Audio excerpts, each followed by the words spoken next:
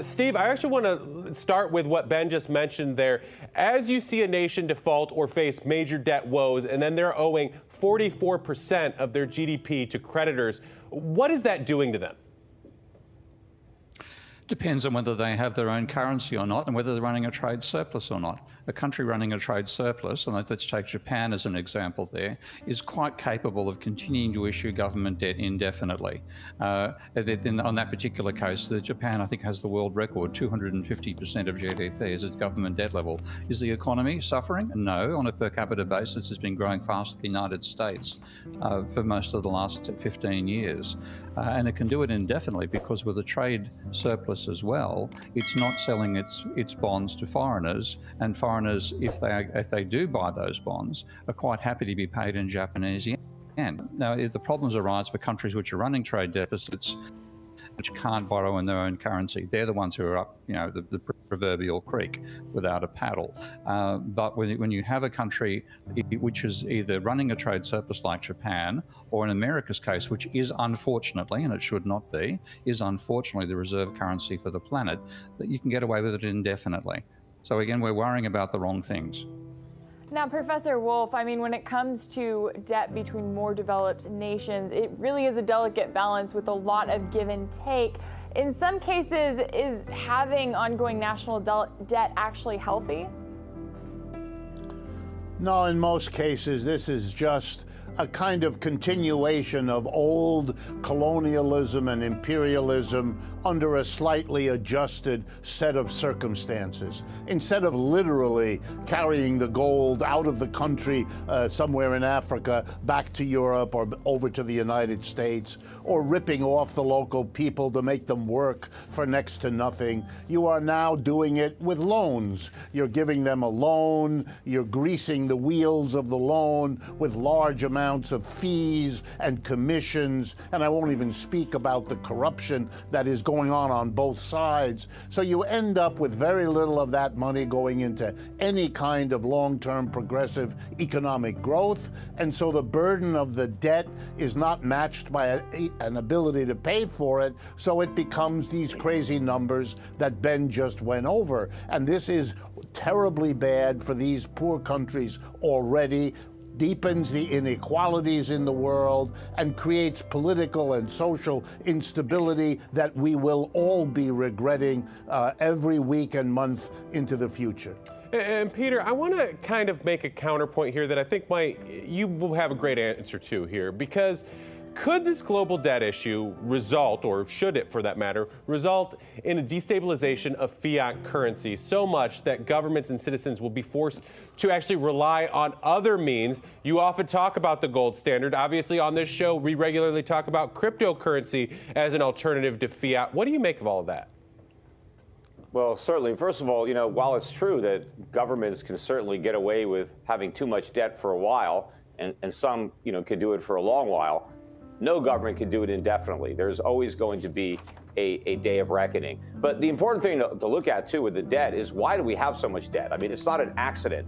You have global central banks led by the Federal Reserve keeping interest rates artificially low. And it's because interest rates are artificially low that there's so much debt. And the problem, too, with the debt is that it's not productive. You have individuals borrowing money to buy consumer goods. You have corporations borrowing money to buy back their overpriced stock. You don't have productive debt where we're investing in plant and equipment that is actually generating real income to service and retire the debt. You have this gigantic speculative bubble. You have asset bubbles all over the place. None of this is a byproduct of capitalism. It's all because of the failure to have capitalism. If we had capitalism and sound money, we would have much higher interest rates. We wouldn't have all this debt. We'd have a much more prosperous economy. But to answer your question, yes, all of this is leading to a currency crisis that will begin in the United States as both a sovereign debt crisis and a U.S. dollar crisis. And it will unleash, rampant inflation throughout the world. And ultimately, a lot of this debt is going to be inflated away. I mean, the debt can't be paid.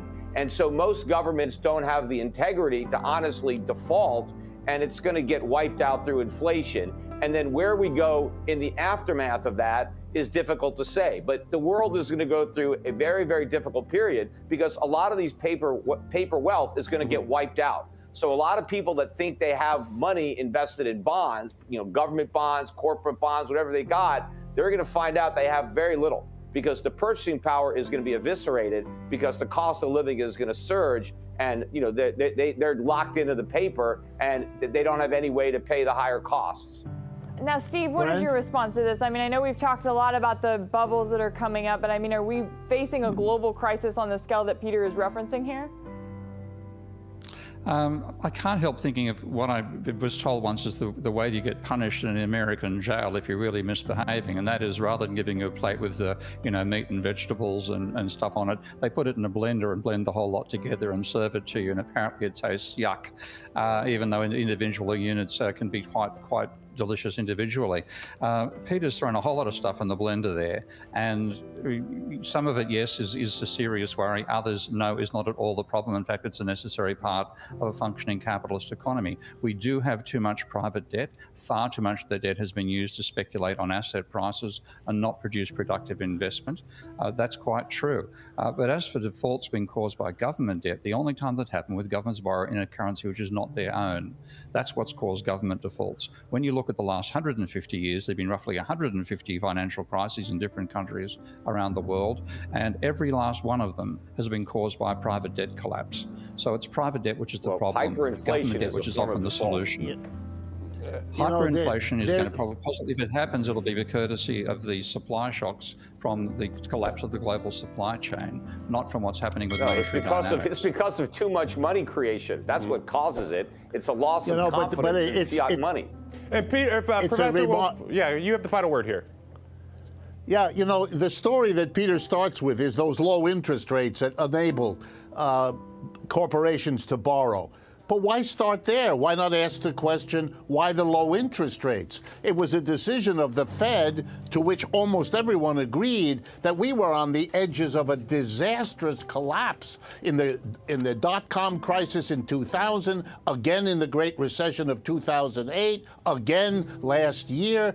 Interest rates are lowered because you would have the collapse that Peter's talking about if you didn't do it. But then you solve. Well, let me just finish. When you solve the problem with the money, yeah, you create a new problem that is going to be perhaps even bigger than the old one. But you have to solve each problem as it comes along, we have because this system is so fragile. Gentlemen, unfortunately, we are out of time in this show. This is a conversation we will have to continue sometime soon. Professor Richard Wolff, Peter Schiff, and Steve Keen, the economics professor at Patreon. Thank you so much.